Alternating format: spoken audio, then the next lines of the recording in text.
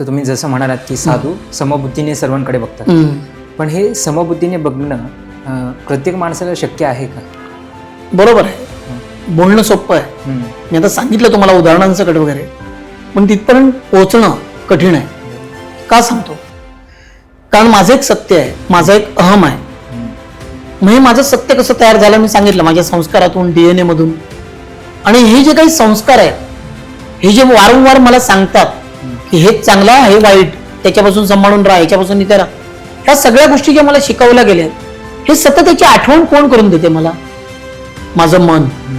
या सगळ्या गोष्टी स्टोअर कुठे झाल्यात? मनामध्ये. आता मन म्हणजे काय?